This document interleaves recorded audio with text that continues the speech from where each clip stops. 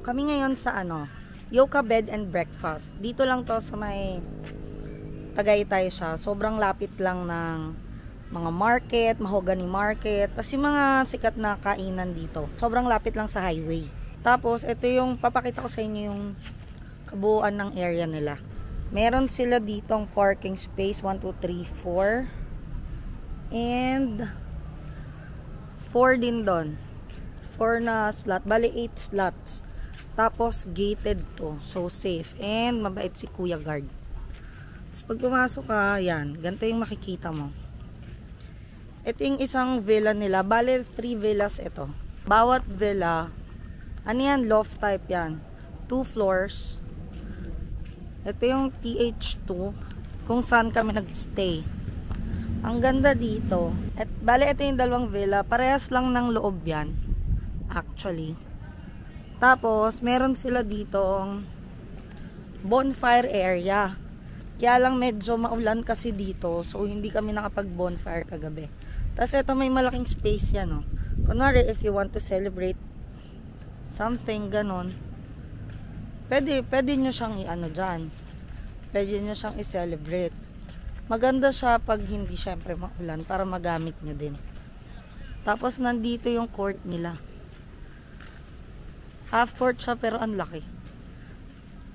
Pwede kayo magdala ng bola pero may provided naman silang bola dito. Tapos kagabi may nilalaro yung mga bata.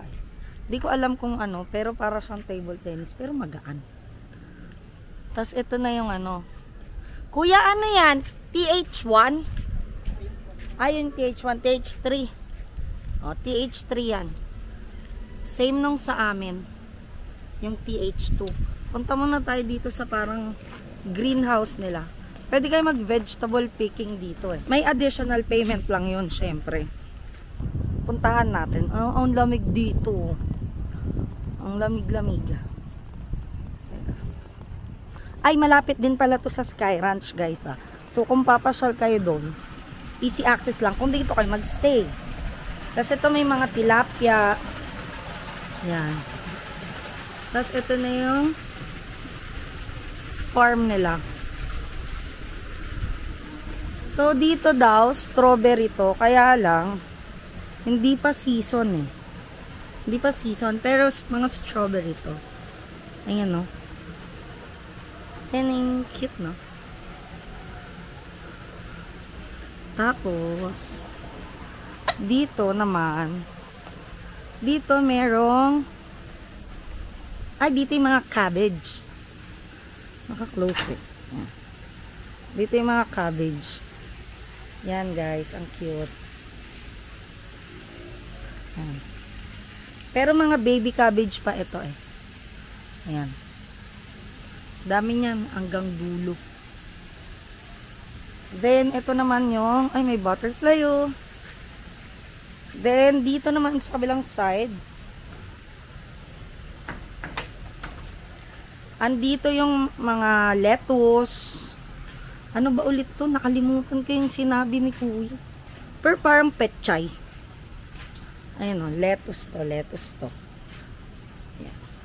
Tapos ito, para siyang petchay. Tapos yun, meron din doon. Kaya lang hindi puno eh. Tapos, may mga manok-manok din sila dito. Yung nagle-lay ng eggs. Ay, ito oh. Oh, this one's papaya. Oh. Ang ganda ng area nila dito. Ito mga pa to, parang mga baby lettuce pa. Pero hanggang dulo lettuce yan. Tapos, magpa-assist lang kayo kay Kuya Jerome or kung sino man yung nagbabantay. Ay, ito. Mga kamatis. Ayan o, kamatis. Mga kamatis. Hanggang dun ulit sa dulo.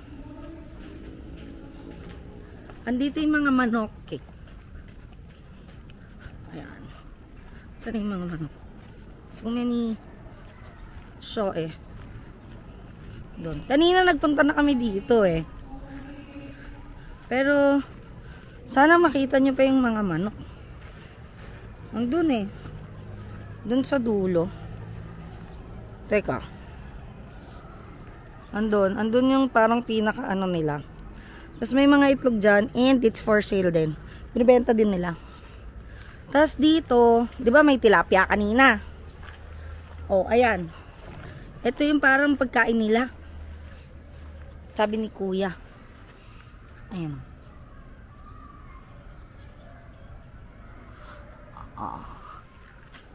So, ayun. Tour ko kayo naman dun sa villa namin. So, ito yung basketball court nila. Dito sa basketball court, merong parang extra CR dito and sink. Tapos may griller din dun eh. Ayun yung CR, tapos ayun yung griller. Yan. Maganda yung place. Punta na tayo dun sa villa namin. Pet friendly nga pala dito ha. So kung may mga pets kayo, may mga ayun, may mga rules lang sila for pets. Asan ka na, Balat? Ayan si Balat. Suplado si Balat eh. Hi, Balat! Ayan. Lumalayo talaga siya sa akin. So, pasok na tayo sa aming villa. Villa or chocolate. Cabin, mini house, gano'n. Unahin muna natin tong sige, mamaya na. Pasok muna tayo. Wait. When nagsaing ka na, pakitanggal naman yung mga kalat, guys. Mag-vlog na ako, oh. Dali na.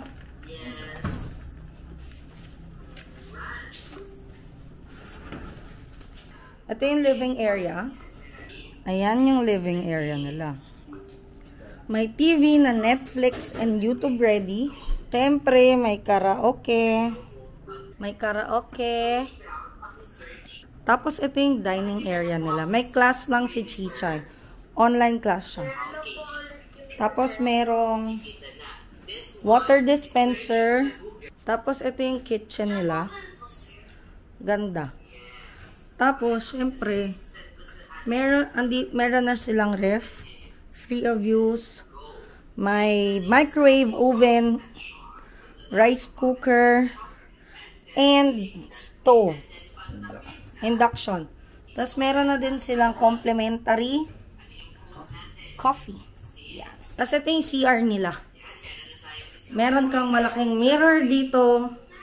And, guys, you know, yung mga toothbrush, toothpaste, tsaka sabon is complimentary din. Ayan o, meron sila dyan. Para magamit natin. Every guest. And, magkahiwalay ang toilet and bath. This is where you poop. Tapos, dito naman,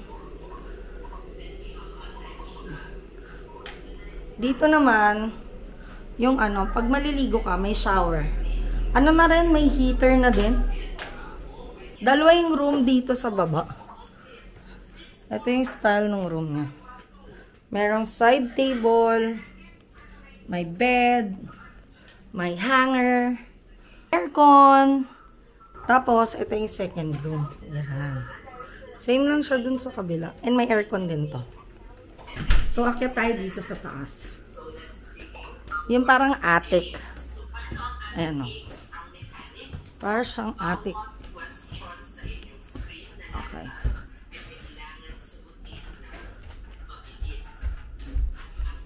May aircon din dito. May aircon din dito sa taas.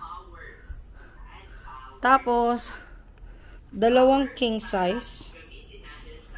And may extra single bed dito. Tapos, meron sila ditong parang rattan style na chair. Tapos, may chandelier. May aircon din dito sa sala. So, labas na tayo. May sliding door dito, ha. May toilet and bath din dito sa labas. So, para pag mag-swimming kayo, hindi nyo na kailangan pumasok pa sa loob. Tsaka maglaste. Andito din yung grilling station. Tapos parang may patio area dito. Pwede kayong tumambay dito, mag-coffee, or uminom ng light. Tapos ito, may jacuzzi sila dito. I think the jacuzzi is mga 4 feet. Kasi tignan nyo guys kung saan yung niya. Kung hanggang saan ko. Ayan ako. Tapos ito yung jacuzzi. Hindi ko pa siya na-try eh. Pero parang mga 4 feet siguro to. 4 feet ganito siya. May mga yan. May mga waves pa. Ayan. And may heater na pala yan. So, yung water hindi malamig. Ayan. Mamaya pag naligo yung mga bata, papakita ko sa inyo. Yun. Yan ang kabuuan ng TH2 at TH3. So, if you're planning na mag-book dito, 10 packs yung kasha dito sa villa na to. Hindi na naman kami nakapag-bonfire. Magbo-bonfire sana kami. 6 sana kami uuwi. Kaya lang, wala nang pag-asa. Kasi, talagang maulan. Tara? Gala tayo. Lang babay. 1, 2, 3. Ayun lang. Bye-bye.